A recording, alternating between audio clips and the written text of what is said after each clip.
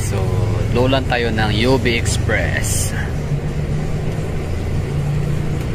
Ang pamasahe ay sa 200 pesos right here from NAIA Terminal 3.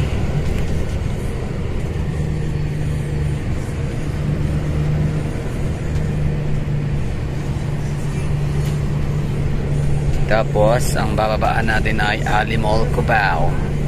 So pagkamula naman sa Cubao, doon tayo sasakay ng taxi. Tapos titingnan natin kung magkano yung magiging pamasahe. Basta makakagala sa mga nanonood dyan, kung kayo ayan ang tatanong kung magkano yung magiging pamasahe ng taxi. Ano lang, from airport to Project 6, ulitin ko, ay nagkakahalaga lang siya ng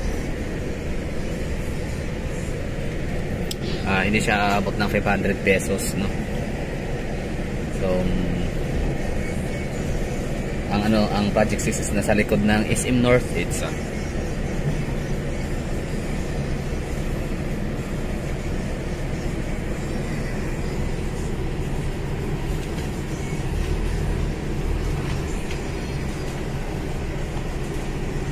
So ang ginawa natin yun, for the first time sumakay tayo ng UB Express. Parang bagong balik lang to, no? Yan, no? Yung traffic na yun, no? Yan yung rason ba't tayo naiwanan ng PAL dati.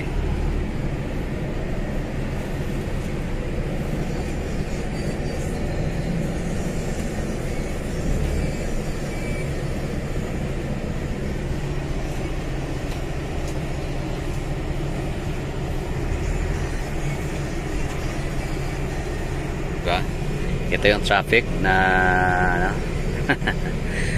sige, punta kayang Maynila mga taga Davao na nagre-reklamo dyan na sobrang traffic na ng Davao, parang Maynila na rin. Sige, subukan nyo pumunta rito, experience ito. Tingnan natin kung hindi nyo masabing parang Davao pa rin is the best when it comes to traffic.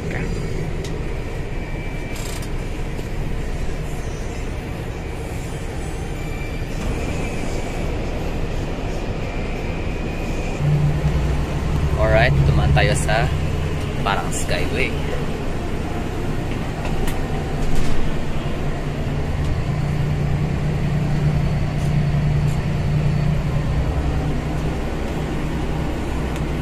Hindi parang Skyway, Skyway talaga.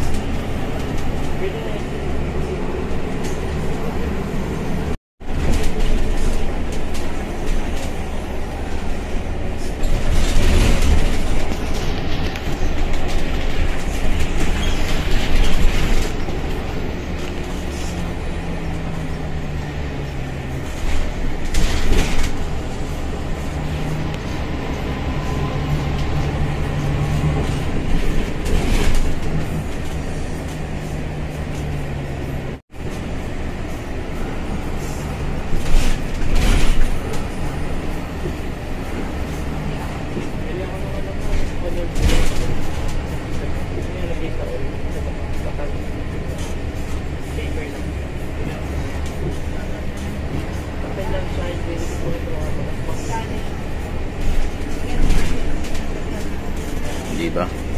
Walang ilog pero ang daming tulay.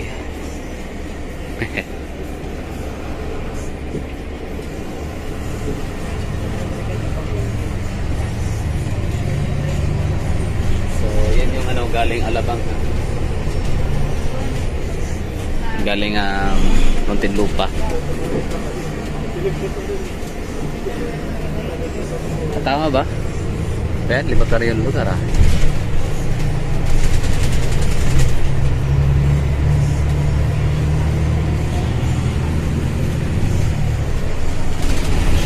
Ayan na nga, ito nga yung Skyway galing Muntinlupa.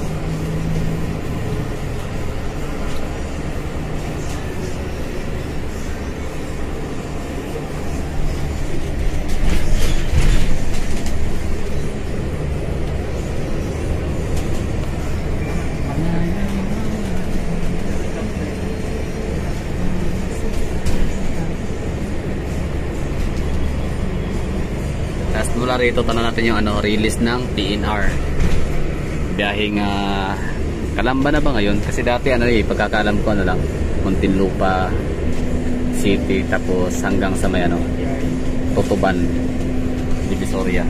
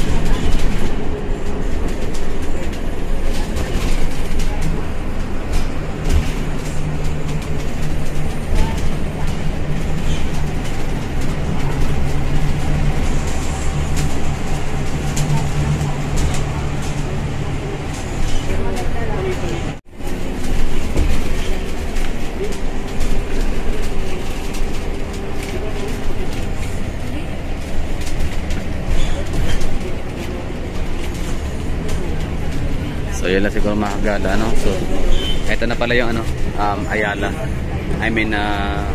Dasmariñas Village. Tapos unahan nito ay Ayala Alabang, tapos Forbes Park, mga lugar ng mga mayayaman. Anyway, mahagala, kailangan na matulog, so pasensya na. Hanggang dito na lang yung ating vlog. Ano sa tingin niyo, interesting ba? Ano bang interesting sa Manila? Mahagala, ako, paki-comment dyan. Ano ba interesting sa Manila? Kasi para sa akin, nakakamiss yung magandang mga building gusali. Dahil para tandaan talaga na pag-usibo yung isang lugar. Pero hindi siya assurance na okay ang pamumuhay ng mga tao, So ano bang interesting sa Manila? Building, artista, so ako I still prefer pa rin ang laid back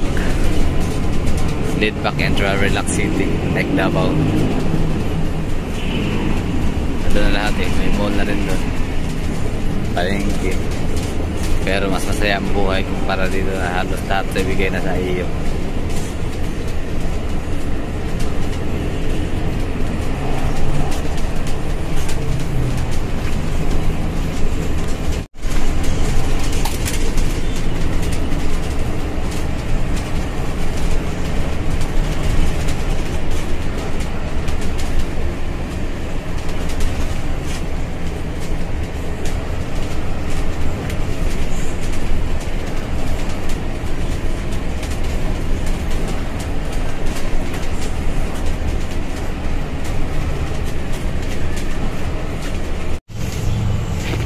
Grabe, di ko talaga mag-gets bakit siya 200,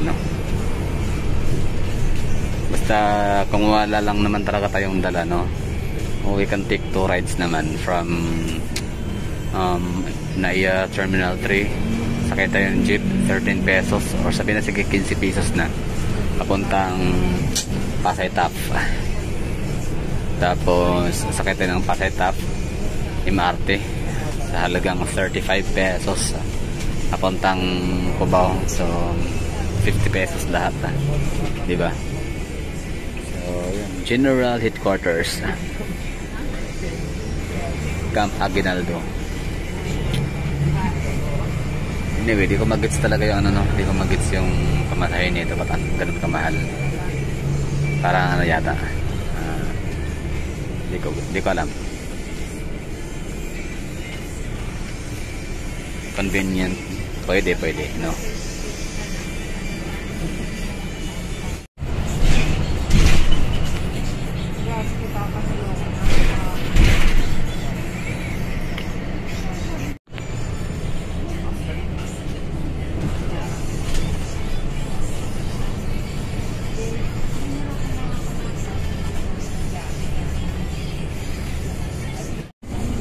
Yan, Idsa. So, dumatal sa Pitwa. So,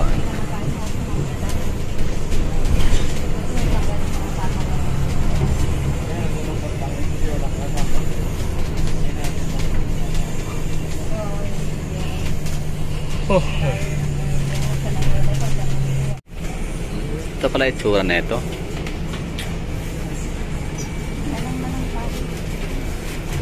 Alright. So yun, no, dito tayo sa may Araneta City Busport. Actually itong dati na itong terminal ng puntang Bicol, na alala ko dati. Pero parang dahil binago yung papuntang Bicol, parang nasa na sila, PTX, kaya ginawa siyang parang OB Express.